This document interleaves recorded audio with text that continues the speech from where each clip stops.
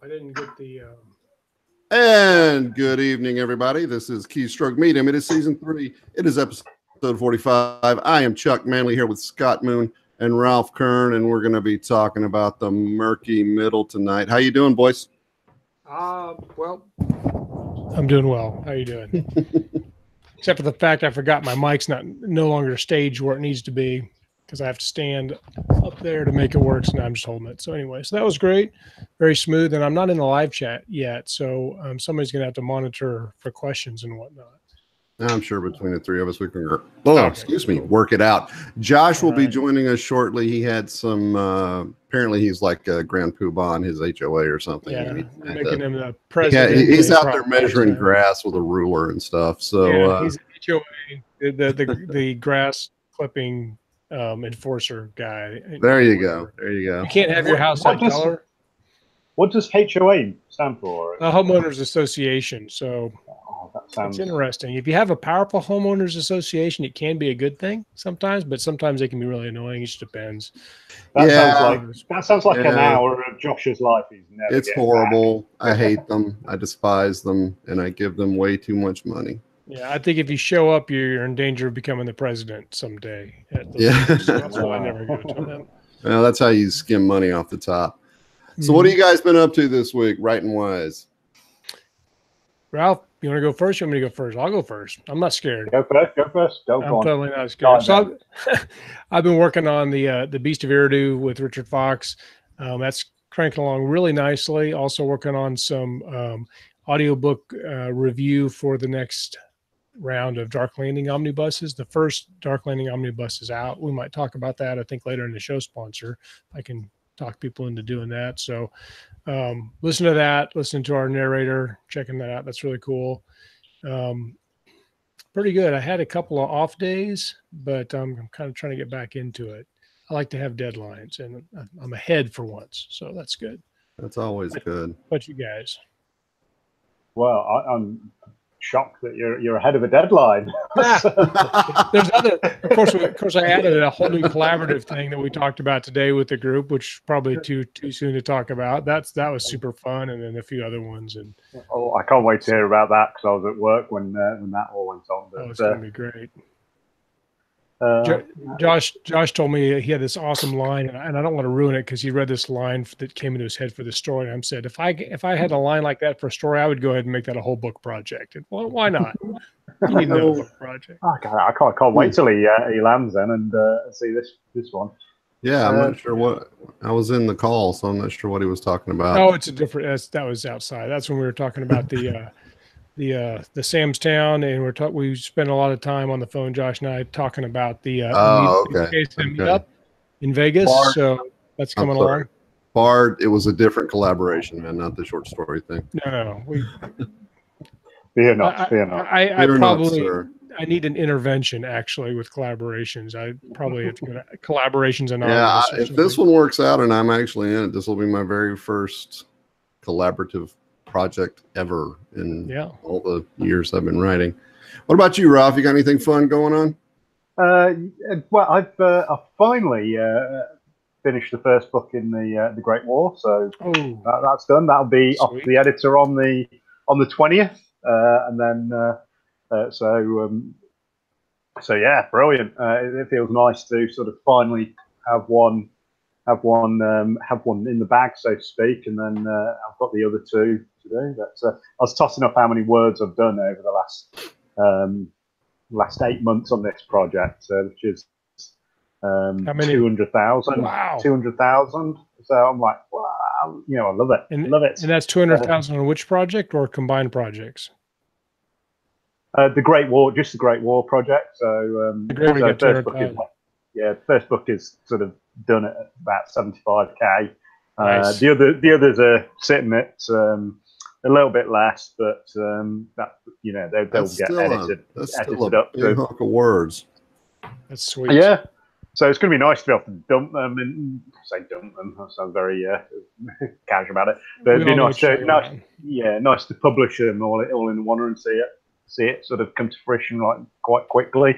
So I don't know about you, but when you do a kind of trilogy or whatever, like before, I'd write a book, publish it, write the next book, Yeah. Which means that it's like 6 months at least between sort of productions, but now it's going to be like bang, bang, bang. So yeah, it's hard to have that patience to have so much done already. So yeah, when I start something new, I want to do it like that just to try it.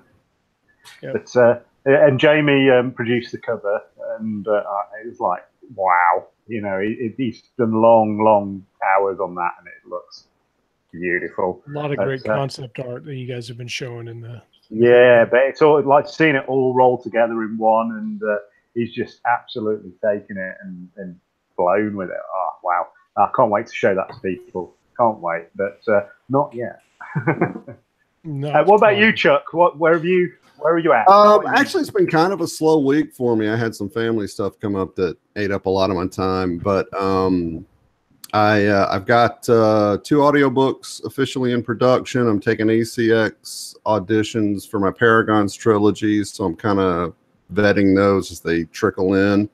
I've been working on Brace Cordova 3, just knocking away on that, and it's been kind of fun. I'm starting to get back into it and really get that whole Han Solo space adventure kind of vibe going, so it's kind of cool. I took a short story that I had laying around and had it edited and put that up for 99 cents just out in Amazon world just for the hell of it. So if anybody's looking for some epic fantasy, check out Thunder in the Blood on Amazon now. Consider that an early ad read. Really, I guess that's about it. I have actually been working a little bit on the second book in my Pikmin Files series. It's called Child of Magic. And in the very first chapter, there's a gory death scene that I've been working on with Agent Ralph Kern. So, yeah, I heard because I promised him a while back. But yeah, that's is this revenge for what happens to? No. Remember we were talking about it. You named the ship after me, and I promised you I'd write you a really gory death scene one day. So there you go. Oh man, I can't wait to see that. Oh man, that's like all my birthdays and Christmases come at once. A horrendous death. I just see that Josh says he'll be on. Josh says he'll be on in just a couple of minutes, so we'll just keep shooting the shit till he shows up. Let's make sure we get all the good stuff done before he gets here. That's right. When it comes on, we'll just have an awkward silence. Yeah, just everybody be quiet. Everybody just stop talking when he comes on. And just act like something horrible just happened. It'd be great. That would be good. The live chat. We got a bunch of people in the live chat. Awesome. Oh yeah, everybody. So we are going to talk about the middles, right? The middle child books. I like to call it the marshy middle. But it's got a lot of names. Saggy middle. Being able to write a good middle kind of separates the level of writers. When somebody can master the writes a really good middle of a book, that takes a whole new level of craft. So it's there's a reason they're always equated with like marshes and things that are hard to travel through, because that's when everything kind of slows down. You've gotten over the initial action of the front of the book. You're working your way to the climax. There's just that area where nothing really changes, but you still got to have it. And but there's a lot of good ways to get through that. That's subplots are one of the best ways to handle that. Just have little conflicts just to keep it interesting. Hard to progressively complicate the whole hero's journey without going down a couple of rabbit trails, and that can lead you astray. So that's a danger. Yeah, and then there's some really good examples of how some awesome middles are done, which we can bring forth, but it doesn't have to be dead time, and some people not at all. It's dead time, don't they? They just sort of, we've got to slog through it, and we've got to write it off to character development or something like that. And actually, but are you developing your character, or are you just spinning your wheels? Yeah, because you think you've got to have some word count there. No. Everything should have a purpose. It's funny you say that, because I remember a class I was in, years and years and years ago. It's when I was still in the Air Force, and it was just a college class I was taking on my off time, and it was a guys turned in a story or something, and the professor was like, yeah, the middle, and he just talked about how, you know, it just didn't work and da-da-da. And this guy stands up and he starts giving like this in-depth, I was feeling, and just like this really artistic, emotional explanation for why the middle was the way it was. And then Josh is the fucking problem. I'm telling you right now. I know, It's a root of all evil. I can't ban. Professor looks this guy right in the eye and says, that may all be true, but it was fucking boring. Now sit down. Yeah. All my instructors also brought up Josh for some reason. And I thought, come on, hey, give the guy a break. He's just because he's the president of the HOA and responsible for all things trash and grass clipping related. Right. Did you get all the yards? Did you get your little ruler and get all the yards measured correctly? All of the trash cans were in their proper location. Did you find anybody? We find all reasonable parties for violations. Right. Heinous violations. Did you open up the agenda and it had apologies? Everyone. You whip them. Whip them through the neighborhood for their violations. Yeah. Well, like that scene the scene from Game of Thrones where Cersei whipped naked through the. Like, this seems a little harsh. I'm not quite sure. All I did, I left my garage door open one time, and no, that's all me. I'm walking through the streets naked right now. I can tell. I mean, we got those of you on audio. He's not joking. The best show ever. Oh, I love it. Right. After the fact, how's everybody doing? Doing pretty good. We've already told everybody how we're doing. How you doing? What you been up to this week? That sounded a little bit sleazy, Chuck. It really did. How you doing? How you doing? You have to roll your R's and say it with like a really you've got a R. That is pent up HOA frustration, man.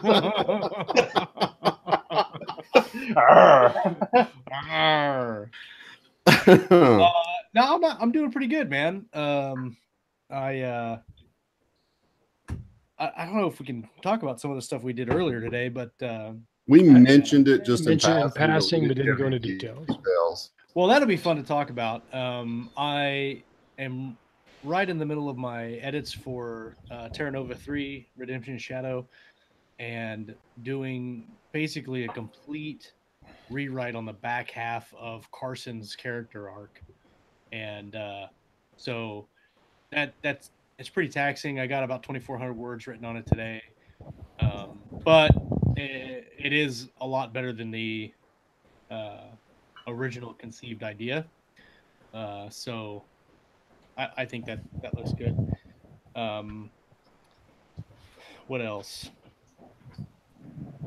We talked a little bit about Sam's Town and the meetup. Oh yeah, so and I don't. Can you guys see me? I don't know if it's. Yeah, I see you fine. I don't know about the other guys. Look good to me. I wouldn't associate fine with seeing you, but I was just looking at Scott I was looking at Scott for like 5 minutes. I didn't know if there was some weird eye connection thing that I needed to do. Maybe it's just we can tolerate your image. Okay, we usually do that. Yeah. So part of the whisper thing. The 20 books meetup was originally going to be a dinner. Was originally going to be one of the options we had was to do it at this kind of German hangout place.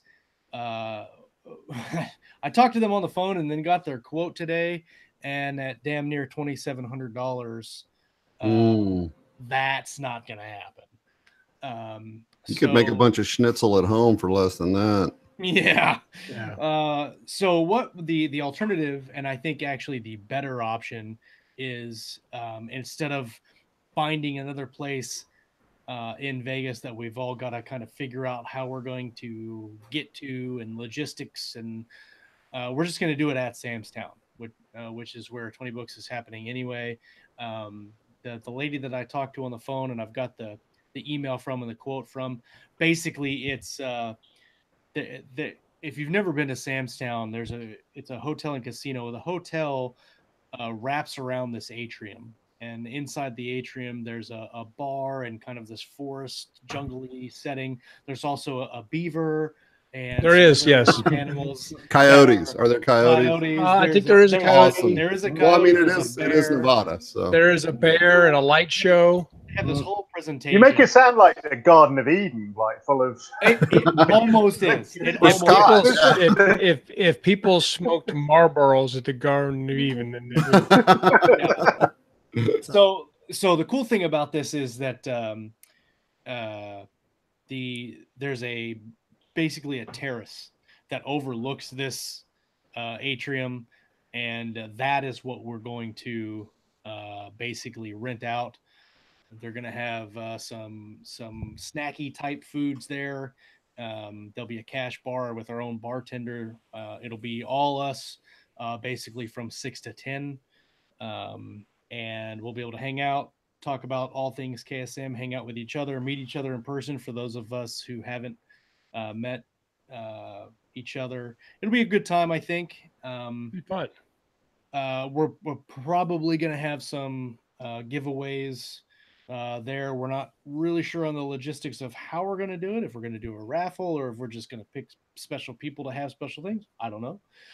We're probably going to have some t-shirts, some swag, some different things, maybe some hats. But it's going to be a really, really, really fun time meeting everybody. I posted on the Facebook group. I'm only going to say it once and then we'll move on because it's not a big deal. It does cost a little bit of money to rent it. You don't have to pay a cent if you want to come. That's great. If you want to give us a couple bucks to help us out, that'd be awesome too. I'm going to front all the money and we'll take care of it because I want to hang out with everybody. But if you have a couple of extra dollars, you got stuffed away in your sock drawer and you want to send them to our PayPal account just to kind of help defer a little bit, that would be fantastic. We've already got a couple donations. So either way, we're excited to see you guys there in a little less than a month. What is it? 3 or 4 weeks? Yeah, it's coming up pretty quick. Yeah, it's coming up fast. It's right around 3-4 weeks. I think we had probably 30 people that RSVP'd in air quotes because it's going to be an open terrace thing. I think that anybody that's there can come and hang out. I don't think that there's a limit on who can come and hang out with us. So if you didn't RSVP or you meet a couple guys there and you're like, hey, you should come hang out with us at the KSM thing, do that. And we'll all get smashed together and go look at the eagle when it sings. Yeah, the eagle is that reference will make a lot more sense when we're there. Maybe we can do a live. Maybe we can do a live broadcast from the terrace with everybody there and get. I'm not sure. I want to see Scott naked streaking through the garden. Yeah, I don't know about that. Yeah, walking around shirtless with a coyote over his shoulders. It's it's a lot like the bear. So rattlesnake necktie and all that. Yeah, exactly. Bad to the bone. Awesome. All those good things like that. Yeah, but that's all I got going on. We can talk about a little bit of the project that we discussed earlier today. But I think, did you guys already move into the topic? We were just announced it, but we have not dug in yet. The top of it, we weren't really in deep doing anything. So, if there's anything else you want to talk about, go for it. Never join an HOA.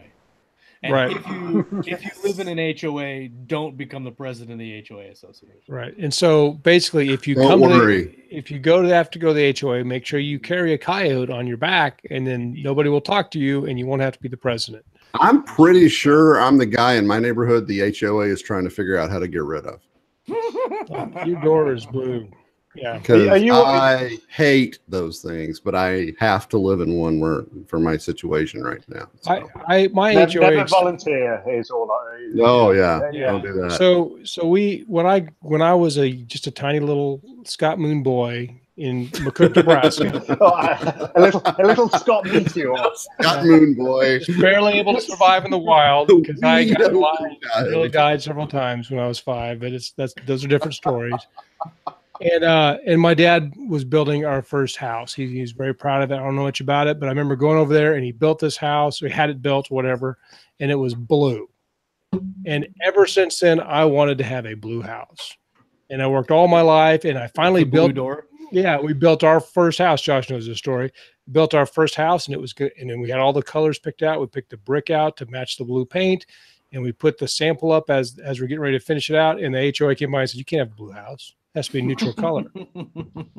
And I'm like, well, there's lots of blue houses. Well, that's in the next edition over. You can't have that. So we paint the door blue, and I have this neutral colored taupey tan house, which makes me sad and disappointed. All my hopes and dreams for my entire life were crushed by the HOA.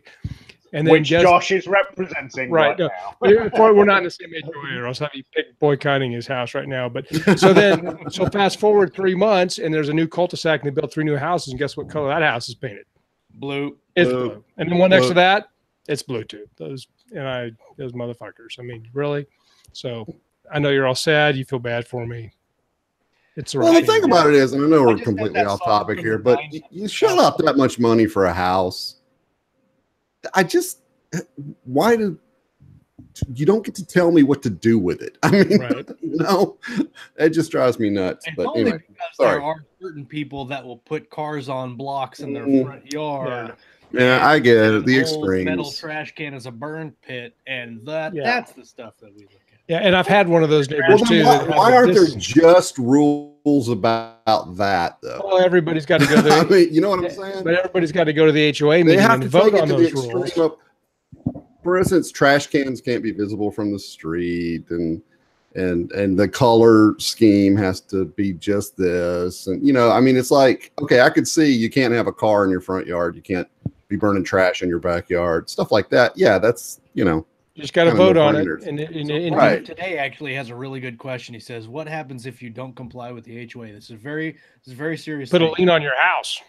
Absolutely nothing happens. Nothing. They have no power. They leave letters in your mailbox. Yeah, they send out nastygrams, and then we put a lien on your house. So when you sell it, you sell your house for $1,000 more than you would if you. Right. Yeah. I've gotten so many letters in my mailbox. Mr. Manley, the speed limit through McMullen Cove is 25 miles an hour. Please. There are children playing here. I'm like, well, I've been driving for 35 fucking years. I can, And he's like, they are my kids. I don't know. My kids are kids. I damn well will. See, I never sent a letter. I had somebody driving like that. My old neighborhood. I marched down to his house when he pulled up one day, and then when he was done crying, I left, and he never sped again.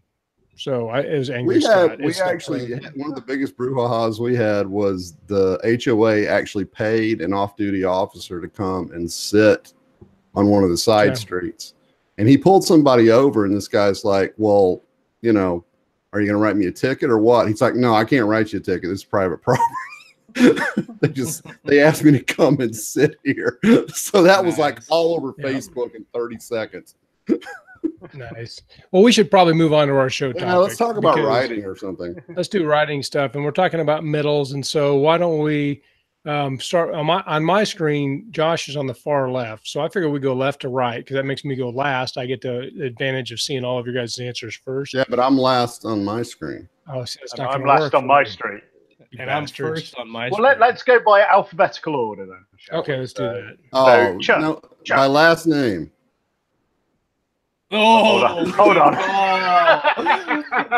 All right, Ralph, you're up. Yeah, so wait, let's take a vote. Who wants Ralph to go first? Oh, we all want Ralph to go first. Hold on, Josh is the first. So I'll go first. So we'll define the middle, and then we'll go into everybody. Or go ahead. You just go. Yeah. So we're talking about middles. And the middles of novels and even middles of series tend to suffer from that lag where you have the build up from the beginning of the book to either the inciting incident or a turn, and then your characters have to go through the try-fail cycle of the middle, building up to the climax at the end of the story. And then you have the climax and then the resolution. So the middle is where a lot of people get hemmed up because they plan for the beginning and they plan for the end, but they don't plan for the middle. And they basically just, it's the journey that gets there. It's the all the stuff that has to happen to get to the end that they have planned. And I see a lot of like Stephen King. His middles are like ridiculously middle because he pantses all of his stuff. So it's just, well, where are we gonna go around here? A lot of times they are completely separate stories from the book, and they have Right. their own Yeah. thing. Yeah, That is So true. I used to have a big problem about middles, and one of the things I used to look at my middles is I'm like, oh, it's boring. Nothing's happening here. The really cool, exciting incident happened, and now we have to do all this boring stuff to get to the end. But you guys are gonna hate me for this. As I looked at reading as a critical writer and looked at books that were successful, the middle wasn't just the connection from the inciting incident to the climax. The middle was ramping everything up more than you have the inciting incident, which is great. That's the turn of the book. But then everything else that happens after that has to up the stakes in a certain way and has to make it worse for the character. And so I think it was Brandon Sanderson that says that when he writes a book, he puts the characters in a tree and then he sets that tree on fire. Well, setting the tree on fire isn't the inciting incident. Setting the tree on fire to me is the middle of the book. right. Because you give the characters a goal with the inciting incident, and then the goal is to climb the tree. And as they're climbing the tree, you set that bitch on fire and watch chaos ensue. That's the middle. And then the HOA guy comes by and he finds you for having the tree on fire, which is not your fault and it's unfair. And it's just a flame retardant tree. And I just want to add that I hate Josh for saying all of that. You're welcome. Because you agree absolutely. And no, it's 100% correct. I mean, the thing about the middles is if you aren't, and I think you hit the nail on the head when you said planning. If you're not thinking about what's going to happen in the middle of the book, and you have some interesting things going on there, whether it's to ramp up the stakes or complicate things further for the protagonist or whatever, you know, if you don't plan on that, then yeah, you're going to have a hard time getting through the middle because you're going to get as bored as the reader will. But I think one of the things I like to do is little subplots, you know, like set up a little conflict between two characters, long middle part, have that conflict get resolved, and, you know, just sort of overlap those to get you through the middle part to where you're working on the climax and all that stuff like that. So I think, like you said, Josh, planning is a big part of getting through the middle. You got to know where you got to have your plot targets, people. You got to know what you're writing towards, what's going on, always moving forward. And this becomes a little bit easier if you're doing like multiple POVs through the novel. Like we'll just use Redemption Shadow because that's the novel that I'm working on right now. We have 4 distinct character arcs. So every one of those character arcs has its own inciting incident. I mean, the book itself has one incident and it has an arc, but every one of those character arcs has an inciting incident. Every one of those character arcs has a climax, and every one of those character arcs have a middle. So that's 4 distinct things that you're doing with the book. And one of the things that I'm doing with, let's just specifically talk about Carson's arc, since that's what I mentioned earlier. Carson's whole thing is she needs help for the human colony that's on Terra Nova. They didn't get to the second book. They got to this other planet in the third book.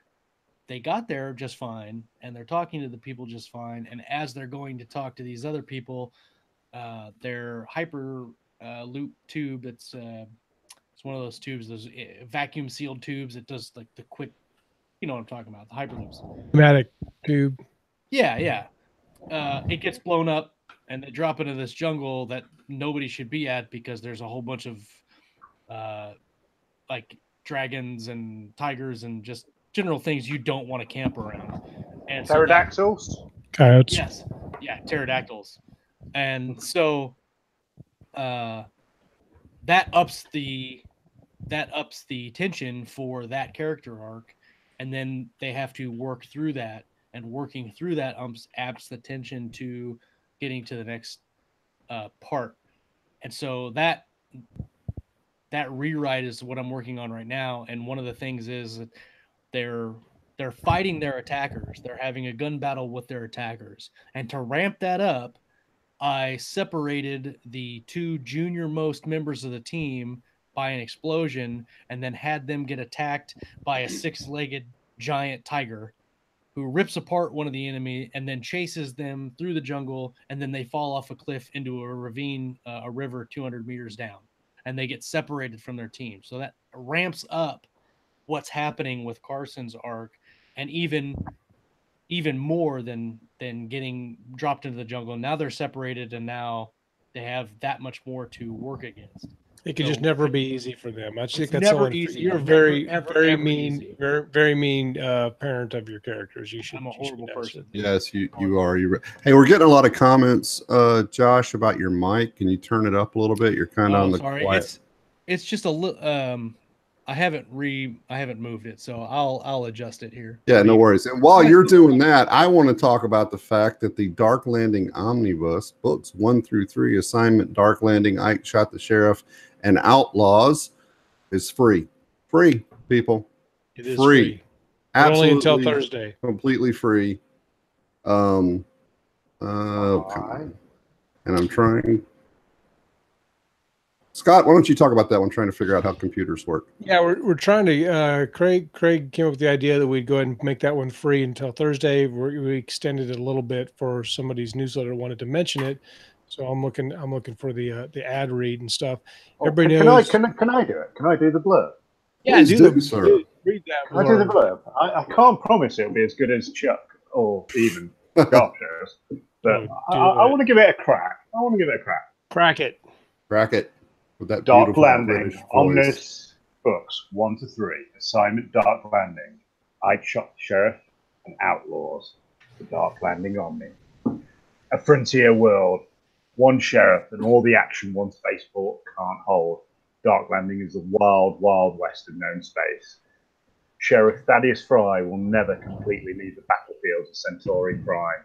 His assignments as the sheriff of Dark Landing could be a do-nothing job, or it could get him killed. There are 3 books in this omnibus. Book 1. Faced with a dangerous collapse that could kill hundreds of workers, the new sheriff leaps into action and gets the story of Dark Landing started. Book 2. There's unrest amongst the miners. Desperation sets in for the company man. One wrong decision could destroy her career. The sheriff doesn't care about any of that. There are strangers in the town. One or all of them may be enemies. And how does mysterious runaway fit into the picture? Book 3. Unrefined ore is moved by a state-of-the-art monorail from mines to the spoiled spaceport. It's never gone off the tracks. Until now. What kind of crew is crazy enough to mess with SAGCOM's investments? Fans of Firefly, Bonanza, and Tombstone will love this new series. Join us today, and every 18 days you'll get a new episode of Dark Landing, which I think might be a mistake. Yes, but if you go to the links that I have dropped in the chat, you can actually get all of those books for free right now. You don't have to wait 18 days. Yeah, that was part of the original production schedule. That's still on the board for some reason. The other part about that that's interesting is the company man is a she. So I was going to mention that. Yeah, so you stumble over that, but that's part of the thing. When you get there, if you read the story, you'll understand why that makes more sense. But yeah, so check it out. It's good stuff. You can also get the audiobook is now available for the Omni, and it's pretty decent. So I think you should check that out. I mean, I like it. Brand new narrator. Well, thanks for reading. They're all doomed. Well done. And they're all facing the doom. How's my mic now? Is it better now? It's about sounds good to me, guys. I mean, it sounds good. It's just a little bit more quiet, and probably if maybe I don't talk so loud into mine, it'll even out. There, I adjusted my volume. How's that? It's beautiful. I don't believe you. It's very, very sultry and deep. So, all right. So, talking about, there was a point that Lauren made in the company chat. I need to find it again, but talking about middles, there's so many things you can do with middles that on top of ramping it up. You talk about world building. A lot of world building is done during the middle of a book, if done correctly. If you don't just do an info dump at the really beginning of your book, which don't do that. So I don't know about you guys. I know that we're kind of on the same page when it comes to what we're doing with our books and characters during the middle phase of the book. But I know it was Kayleen that made the statement of when you're talking about a book with a lot of characters and you don't introduce them all at the beginning, but you kind of introduce them as you go with the book or with the series.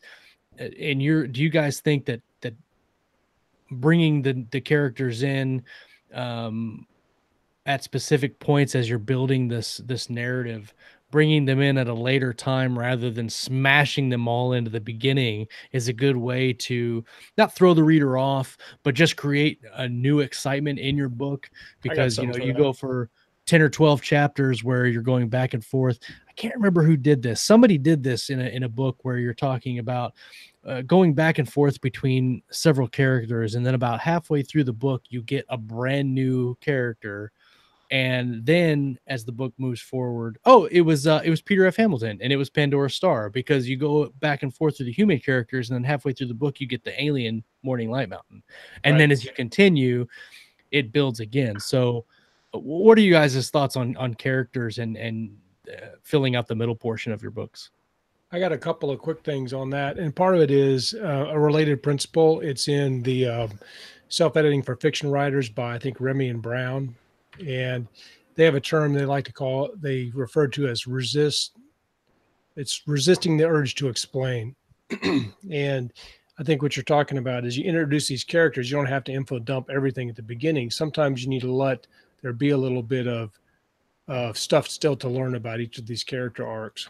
So, and I think I recently read a book, or started to read a book for somebody, and as nobody in our group, it was outside of that, but I was just reading it, I guess, because I saw it came at my feed or something. But there was like 7 characters introduced on the first page of the book, and 2 settings and a flashback, and it was just too much information, and I was not only not drawn forward, I was just really annoyed. So like we talked about Game of Thrones, the beginning, and how there's so much to learn from that. Well, you get to the middle and it's the same pattern. You don't just get that stuff handed to you. You have to read through the middle and have progressive complications. Like Josh, when you're talking about the try-fail cycles, I think that's something we could talk about for the middles too. But the big thing is every act, every scene has what you were talking about, your character arcs. They all have an inciting incident. They all have a middle build. They all have a payoff, and the payoff can either be a resolution of that chapter, scene, or arc, or it can be a question that leads you to the next one, your cliffhanger. So I think part of the way to address the middle build and make them interesting is they're all stories within a story. So right. I'll throw that out to the next person. I completely agree, and I think Bart is asking about introducing characters and how many characters you have, and talking about Game of Thrones. An interesting point to make here is that George introduces almost all of the key characters that you need to know about in the first. Yeah, we're on first name basis. Yeah, first name. George. You said that so casually, like, yeah, George told me, We were having coffee the other day at Starbucks, or at Barnes & which I'm going to sell. I did not mean to interrupt, man. Our weekly meeting. Listen, I hang out with you guys because I have to. I hang out with George because I like to. Because he's got a cool hat. Is this when you also give Stephen King feedback on his saggy medals? Oh yeah, yeah. I'm like, Steve, you probably shouldn't. Stevie, yeah, Stevie, come on. That's awesome. It's like when I talk to Peter F. Hamilton. I'm like, hey Pete, come on, man. Let's do something. So anyway, Game of Thrones is kind of interesting because we talk about kind of layering your book and introducing characters as you go, but he introduces all the characters most of the characters that you're going to learn to know and get to know as the novel progresses in the very first chapter. But that chapter is 5,000 words long. It's not all on one page. Well, and what I mean by that is when they meet at King's Landing, you meet all the characters are there, right? Cersei's there, Jaime's there, Stark's there, Robb's there, John's there, everybody's there. But we don't learn everything about all the characters, and we see them through one character's POV, and that's Bran. And so Bran doesn't know anything about these characters. And so it very I'm sorry. Okay. But the unknown is what keeps a reader reading. Absolutely. I mean, that is the whole point, is you don't want to throw a bunch of information out there all at once, because you want them to be curious.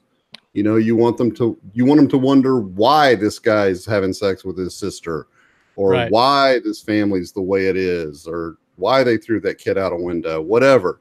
You know, that's why you don't want to do those big info dumps, and you don't necessarily want to explain everything the second they're on the page. When you start doing that, that's when the reader can see the writer in the story, and you don't ever want the reader to see you in the story in that way. And that's why spreading it out logically for your point of view character, like if your point of view character learns something about a person, it should be logical fashion and not just like a big info dump. That's also why it's good to spread out meeting characters. You know, you're not necessarily going to meet everybody all at once. You might spot a person from across the room, like, oh, there's that guy with the peg leg. And then 16 chapters later, you actually meet the guy with the peg leg. You see what I'm saying? So it's the unknown is what keep people stuck in your book. So you got to be careful how you divvy out that world building and that information. You can do it like this. As you know, Ralph, my friend Josh, the HOA president, is coming to the show today. Sorry, I couldn't resist. I'd agree with you, but also not necessarily just the why, but the what will happen as well. So it's almost like you can take that to the opposite extreme, and you can put it out there about your characters. You can say you've got character A who acts in this way, and character B in another way, and then you can put it in the reader's mind what's going to happen when those two meet as well. So you can almost like sort of foreshadow by their character traits and and how they act throughout your introduction.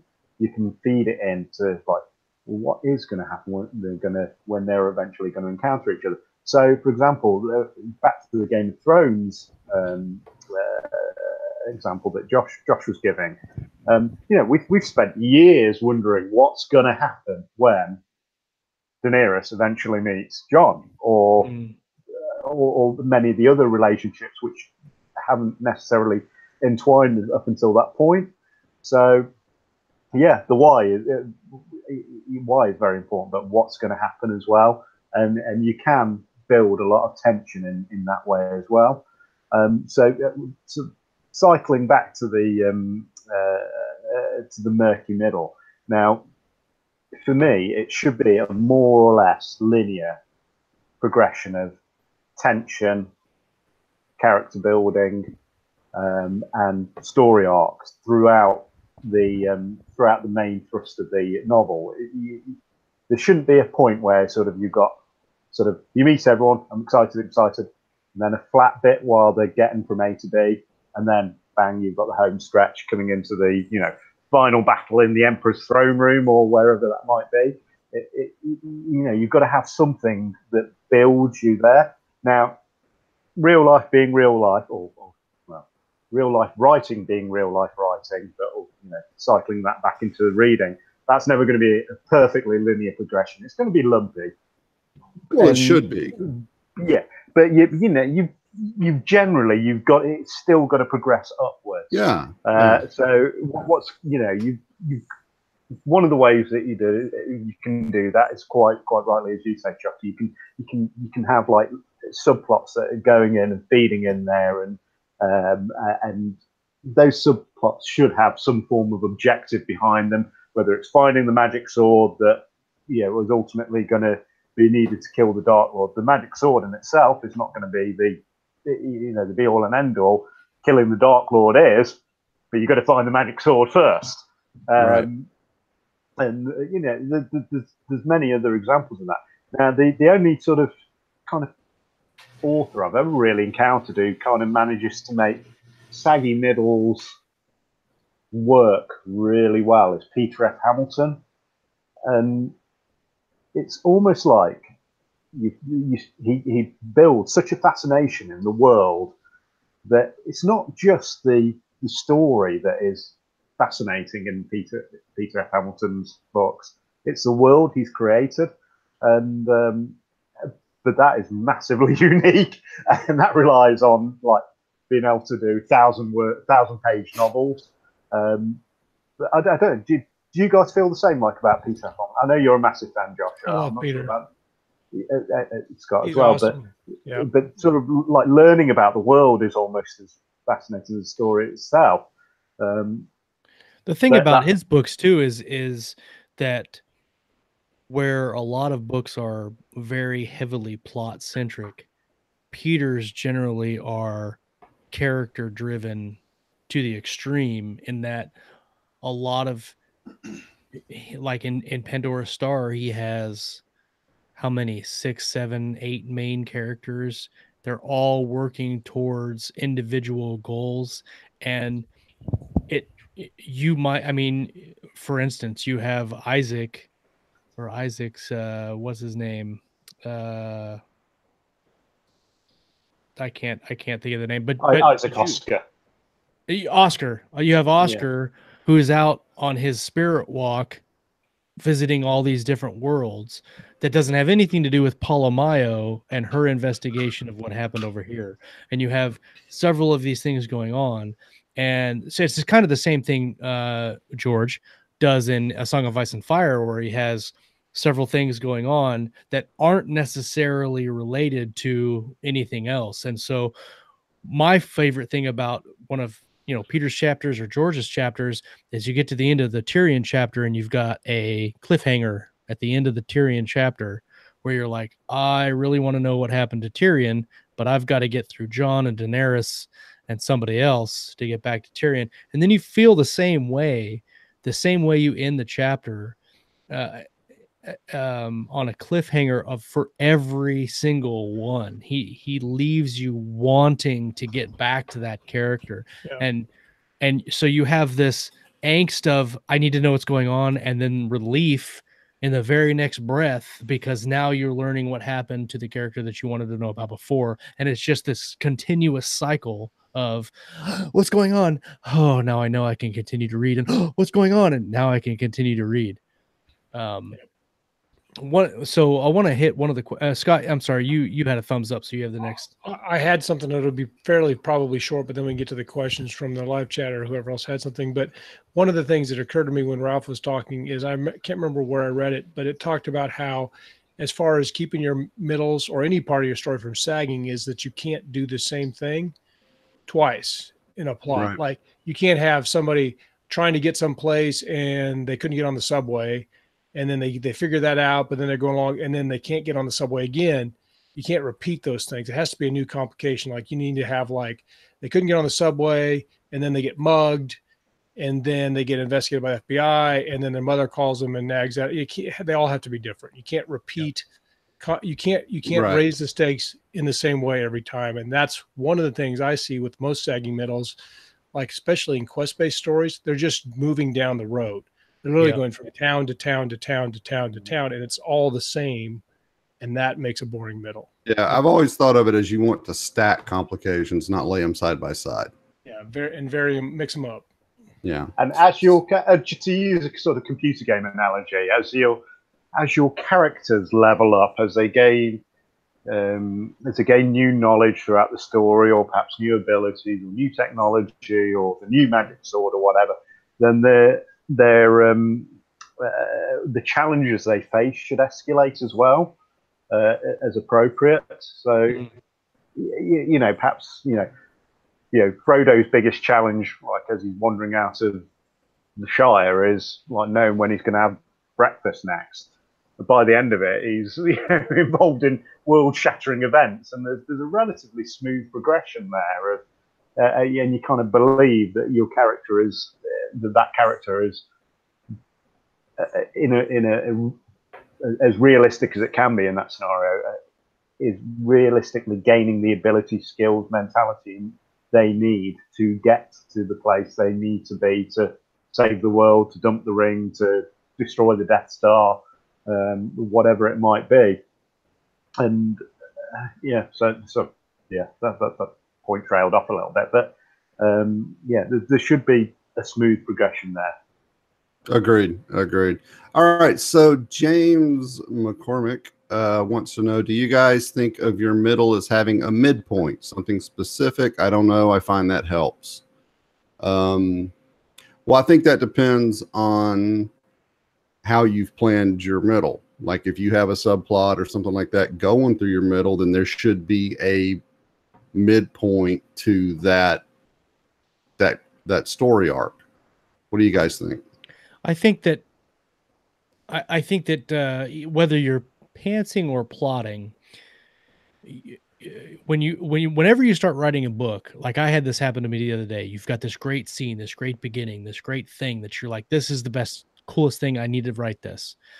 And then you spend some time thinking about the end, and you go, all right, I'm going to get from point A to point B, but you don't, or let's point A to point C, but you don't spend any time thinking about what will make point B kick ass. Right. And I think when setting out to write your novel, whether you plot extensively or just write by the seat of your pants, even if you're writing by the seat of your pants, you know where you're going. You know the end of the story. I think that you should specifically think about and spend some time and energy contemplating what is going to make your middle or your B point kick ass. Because if you have a kick ass beginning and a kick ass middle and a kick ass end, you're going to have a kick ass book instead of having a cool concept with a relatively clever ending, but you've got to slog through. And that was one of the things that we've talked about too, with stories that have like a really cool ending, but you've got to slog through. And a lot of people say, oh, you'll love that book or you'll love that series. You just have to get through the first, like Wheel of Time. Everybody's like, oh, the ending of that series is great. You just have to get through the first 14 books to get there. And you're like, no, I don't want to go through 14 books. Like make the entire series great. And I'm not, I don't want to trash on the Wheel of Time. I'm just using it as an example, is that if you plot out, Lauren says that was Mistborn. I'm not sure if she's saying that Mistborn was kick ass all the way to her. Mistborn is really good. She's apologizing to you, so it had to be a criticism. I think I'm not sure. She thinks, I think she's. It's Lauren dissing on Brandon Sanderson. This ain't going to work for Josh. Do I need to go get like a pitchfork and a torch to start my? Yeah, definitely cage fight coming. Referenced that particular comment. So I want to touch on, and I know, Scott, that you clicked up a question, but I want to hit Bard's thing here. He says, so the problem I'm encountering with Cryos and Jade is that people don't get the protagonist's motivation and what's driving that, because I've only hinted at it, and at the end there is a big reveal. So what I'm getting from what you've said is, and Cryos and Jade is a series of short stories, or is a couple of characters. So what I'm getting is that the big reveal is his character motivation, or has something to do with that. And you don't want to give that away through the story, because that will ruin the twist at the end or the reveal at the end. So what you need to do is come up with a plausible motivation that doesn't have anything to do with the twist, and give the reader something, because the worst thing you can do as an author trying to be tricky to a reader is hiding things from the characters that the characters should know. It's a horrible trick that authors use for mystery, for twist endings, for twist middles, is the character should know this, but they don't, because if they knew it, it would ruin the twist. So if that's your twist, have that be the middle. Like, have that be the cool thing that happens in the middle, or the inciting incident, and then come up with an even better ending. Because if you're stretching out that story just for the sake of the twist, and people aren't getting the motivation, and they aren't getting your character, and they aren't like, whatever. If they aren't following your character, there's a reason for that. So sorry. Go ahead, Chuck. Well, I was going to say, I'm not exactly sure how Bard's structuring the Cryos and Jade stories, but another good way to handle that, in my opinion, is if you have another character who in the book that wants to know why character X is doing what they're doing. And you can actually use that tension between them. Why are you going after this dragon? We don't need to talk about it. I don't, and then you actually see that he doesn't know, and twist at the end. Oh, that's why. And you see it through the other character's eyes. That's a way to kind of do that without necessarily feel cheated, because they're seeing it through the eyes of somebody else that doesn't know what the fuck is going on. Right. The only caveat I'd throw, and it's a great way to do it, to give a perspective that is not the twist that you want to give out. The only caution I would do is don't just say, I'm not going to tell you that right now. Right. Come up with a logical reason why they're not having this conversation that really should matter. There has to be a reason why the character is not telling your other character about it, other than I just don't have time or I don't want to. Because I would agree with that. I would agree with that. Right. Or even worse, when you've got that kind of, when you're deep in a POV, you're discussing the thinking, and then you do the ... at the end. So I should discuss this, but yeah, ... I decide not to because I need to go to the toilet. or they just always change the subject when it comes up. They don't even say, I don't want to talk about it. They're just like, yeah, nice weather we're having today, right? Yeah. Or you're right. Like, here's the plan, ... And then the next day, and you're like, what was the plan? Because your POV character will know the information. If the POV character knows the information, then the reader should know what information the POV character knows at that point. That's why it's sort of like all your really good whodunits are your main character is from outside that environment. It's the detective wandering into the house, and where you've got the butler, the old colonel, and all that. I always think about Holmes and Watson. All the Conan Doyle stories were told from Watson's point of view, because you can't write Sherlock Holmes from his point of view. He's just too damn smart. So you have to have that secondary character who's kind of wondering and trying to keep up, and you see everything through his eyes. Yeah, I think that's always the model I have in my head. I was going to say what you're talking about is that's a lot harder with first person POV. And so like you're saying, Chuck, with having a secondary character be kind of the narrator, it's easier to kind of keep them in the dark. But if you had a first person POV of Sherlock Holmes, then you wouldn't be able to have all those tricks, because he would know that crap right in the beginning. And why wouldn't he just know it? Right. The reader would know everything Holmes knows. Yeah, he'd have it figured out in 5 seconds. Exactly. And then he'd be like, the book's over. And honestly, I wouldn't want to write that. I wouldn't want to have to be that, because you essentially would have to be kind of as smart as he is through research or whatever to get all those little things right.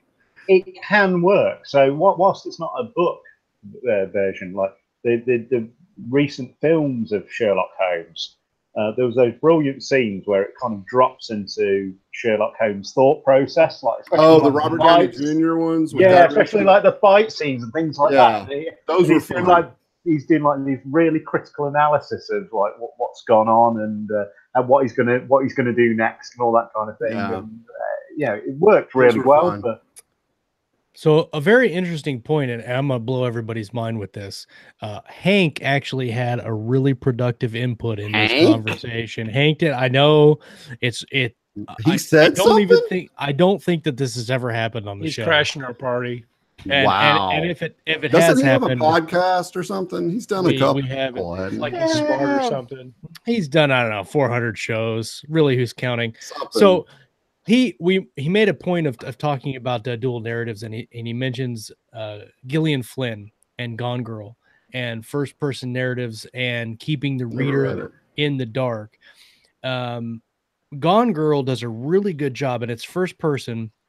485, he says 485 shows.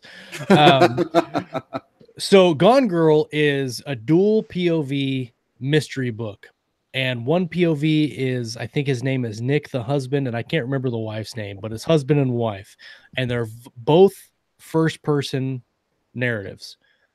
The interesting thing about this, spoiler alert, and I'll wait 5 seconds, so if you don't want to spoil the book, don't. But the interesting thing about Amy, thank you, Lauren. The interesting thing about this book is that the first, let's just say, quarter to half of the book that is done from the wife's perspective is a journal that is completely fake. And so when you have Nick's POV, which is an honest POV, and he's like, what the fuck is going on? Trying to figure all this out. And then you have Amy's POV, which is, I can't believe he's doing this, and I can't believe he's doing that. Right, but that's the twist at the middle. See, that's the thing, is that in this book you have a twist in the middle, and that's what made it great, because you're having this POV where she's talking about her life and talking about these things. You get to the middle of the book and you're like, oh, well, that was all fake.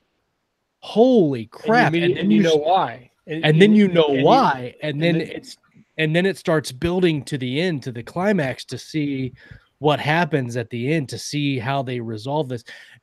Very well done. And you're really into the characters by the time you get to the middle.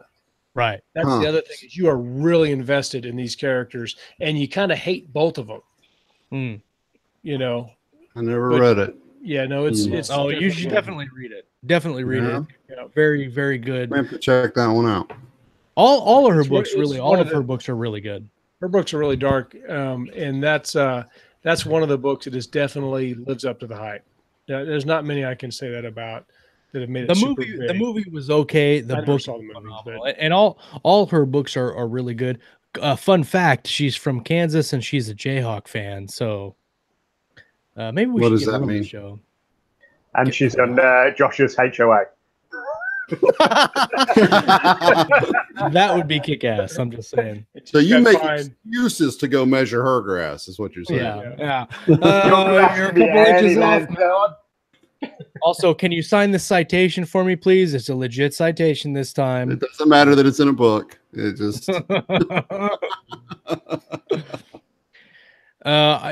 Scott, I saw that you had a thumbs up. Did you? I had a thumbs up, but when we were talking about complications, and I said one of the things that can help them be interesting is they should be less and less reversible as the book goes forward. Like, your first decision your character has to make, they leave the house to go to the police academy or something. Well, they could quit the academy and then go get a different job, but maybe by the middle of the book they got to decide. Like if you watch Training Day, which I have mixed feelings about, but there's a point where he has to make some decisions and he can't go back. Right. You can't, your life, you make this decision, your life has changed. And there's lots of the great espionage thrillers and stuff. Or what's the recent one? Red Sparrow. The main character in that, she has several times where it's like, when you make this decision, there is no going back without dying. And maybe your whole family. That's a way of raising the stakes. Right. And so that's what I mean. So when we talk about raising the stakes, this is specifically how you do it. The stakes become less reversible, or you can't go back to the way you were. You've committed to the new decision one way or another. And I think too that, it really, really just comes down to having cool things in a book. You've got a cool beginning and a cool ending. If you can have a cool middle, then why not? Like Bard's comment about the twist at the end. If you're writing a short story and there's a difference, right? There's a difference in writing a novel and a short story. If you're trying to pull people through to a neat twist at the end of a short story, it's a different thing than trying to pull people through to a really awesome climax at the end of a novel. I think that you could probably pull people through a short story easier than you can pull people through a novel to have that clever twist at the end. And so you just have to come up with, if it's a short story, you just have to come up with that little bit of a challenge for them to overcome, to have that twist. If it's a novel and you're banking your whole novel on that twist, it might be that you you just don't have a enough there for the novel. And so yeah, he says it's a short story. So on your short story, if that twist is at the end of your story, and that's that's cool, then maybe you just need to work on something that is not strictly related to their motivation. If you can push the character forward, even if it's just he's being chased by a man-eating snowman, and that is raising the stakes, that is something that you could do to push the action forward. And it might not have to be his motivations that are pulling the reader in. It's what's happening to him to get to the twist. Yeah. I don't know if that made sense. Just but be entertaining. It did. Entertain And us I from the think, beginning. I think it comes back to the fact that if you don't want to have a saggy, marshy middle, a little planning ahead is what's going to get you through that. You know, if you know, okay, from this point to this point, it's going to get kind of slow, and you plan things to happen in there. Sorry, all you hardcore pantsers out there, but if you plan things to happen in there, you can keep it from getting so sluggish that the reader loses interest. I think that's kind of the main takeaway, I think, really. You can't just always throw a coyote on a homeless guy on his You can't back. do that. You can't rely on only every so many, color. only so many coyotes. That's what we call a Deus Ex Machina. Yeah. There you go. It's the coyote ex Deus machina. Ex Coyote. All right, guys. So we're coming up. It's after 9 now. Do you guys have anything else you want to wrap up on this topic? Yeah, I just want to throw out too, and we'll probably do a couple shows on it in the future. We've come up with kind of a really neat, well, it was Ralph's idea. This is what Ralph does. So we talked a couple of weeks ago about having communities and having collective people that you share writing experiences with. For me and for Chuck and for Ralph and for Scott sometimes, we have this Facebook chat that's called The Collective, and we talk every day, and we do writing sprints together, and we post like horrible rants. Really, yeah. Sometimes we get a Scott rant, which if you've never been privy to a Scott rant, sometimes it's an experience. They are magical. You're probably better off in life generally to not be privy to. Magical. So one of the things Ralph does is he comes in like a sniper, and he'll go, "Good idea," and then he'll leave. And so that's exactly what happened. That's true. And exactly what happened. So hold on.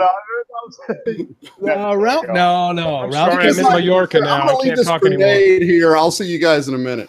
Ralph came in with a 50 caliber Beretta sniper rifle, and he was just like lining it up, and he goes, hits all of us in a single shot, and then's like, my job is done, I'm out, and he leaves. And so basically the cool thing that I'm leading up to here is he said, hey, why don't we all write, we're all talking about writing or doing sprints, why don't we all write a collective novel?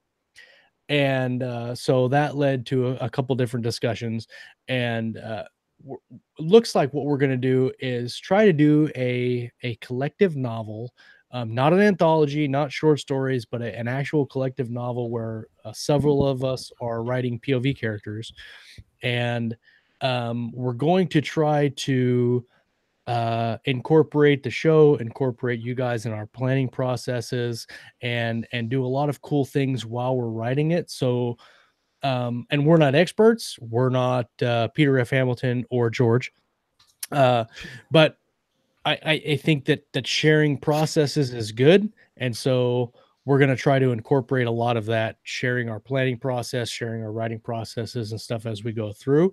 And so that might be a really cool project for us. It might be really cool to watch us do. It could also fail substantially. Epically. It could be the worst decision we've ever made in our lives. I'm telling you, that is in which case my sniper rifle would have hang fired massively. Well, I think we should do. To pieces. Oh, Rick just had a great idea for our pseudonym, which is George Hamilton. Yeah, George Hamilton King. Like that. Oh, George Hamilton King. I like that. Hyphenated. Yeah. George K. Hamilton. George K. Hamilton, I think is what we should do. Yeah. So that's a really cool thing that's going to come. Like a whiteboard, like we did the Dark Landing 7. Oh, we need to use the whiteboard. Where we whiteboard the plot, and everybody gets their areas of. Does that mean all 6 of us have to come to your house? Yep. Yes. He's going to feed us cookies. Will there be beers? I can guarantee beer. I can't guarantee cookies. Those cookies were pretty good. I'm sold. I'll bring bourbon. I can guarantee Crown Royal XO. And I can't guarantee that. I'm sorry. It might be gone by the time you guys get here. But no, so that's something that's coming up in the next couple of weeks. Next week, we're going to have James Young on the show. He's a local Kansas author from Topeka. He's written several science fiction novels. This is a alternative history novel that he's written, Acts of War. It's an alternative World War II novel. He's also got a couple science fiction novels. He's going to be on the show next week. We're going to have. Can that be live and in person? Is there a way of making that happen? What? Yeah, if he's all our interviews are live and in person. No, I'm assuming Kansas is like we can meet him at Reverie. Size of a UK county. Yeah. No, probably not. So, all right, fair enough. You just crushed that sniper rifle again is. There he goes again. Stop it. The great thing about this topic is that we've run over and we still have so many more things that we could talk about and so many different directions we could take this line of conversation. Awesome. I think we could go for a whole show just on the try-fail cycle, because that's we really could. That would actually be a great show topic. Trying and failing. Try-fail characters, try-fail cycle. Could we try and fail to have a show topic? Like try to have a show topic and then fail, and then try to have a show. One day we should basically every show we do. Really, yeah. We should just get on and start talking. That one, it succeeded. No planning whatsoever. What we were speaking of try-fail, what we were supposed to do when you came on, Josh, is we were all just going to not talk. Yeah, but you came on in the middle of a story I was trying to tell, and I screwed up my story. We were just going to look at you until it got awkward. Yeah. And what was really bad is have you ever watched the film Jacob's Ladder? It worked. Like people who just stand. Well, what was bad is I went, "Oh, Josh's fault," but he didn't have his headphones on, so he didn't even hear it. No, I heard you. Oh, I just ignored you like I do most of the time anyway. Well, that's you and my wife. That's the way it goes. Ignoring people is how to stay not crazy. All right. I can't decide if that's the ultimate burn joke you kind of alluded to, that Josh is your other wife. No. It's just your wife. All right, folks. Well, thanks everybody in the live chat for joining us. Thanks for hanging out. I hope we've helped shed some murky middle of your stories. And please join us next week to talk about alternate history with the Topeka, Kansas author whose name James Young. That guy. And we will see you then, and we will talk about some reading, some writing, and everything in between. Thanks a lot, guys. Bye. Bye. We're still live. Say something crazy.